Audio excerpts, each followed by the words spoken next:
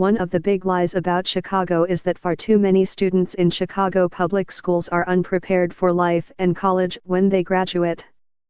But now it's clear that anyone who believed all that statistics-based crapola was just plain wrong all along.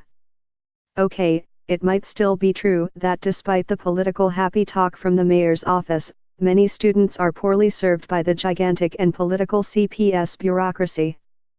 But in the most important subject of all, how to survive in a big government one-party democratic town like Chicago, the kids at CPS have been given a master's class in the Chicago way. I just hope they pay attention. Because if they learn these lessons, really learn them, one of them could be mayor someday. It turns out that principals and teachers and other school employees have been ripping the kids off, taking cash intended for students and turning it into good stuff for adults like electronics and steak and lobster lunches. According to a report by CPS Inspector General Nicholas Schuler's office, educators stole or misappropriated thousands of dollars in school-purchased gift cards that were supposed to be used as incentives for good students and their families. Are these educators or Chicago wise guys? And how did the scammers and thieves, oh, sorry, I meant educators, spend those gift cards and other school funds intended for students? How about a gourmet lunch club where a principal and teachers feasted on lobster and steak, while the kids were forced to eat those crappy federal fruits and vegetables? If you were a kid, what would you rather have for lunch, the usual, or a thick, juicy steak with shrimp on the side? Another educator got a BMW immaculately cleaned and detailed with the kids' cash, because, well, don't all property taxpayers who fund the public schools drive BMWs too?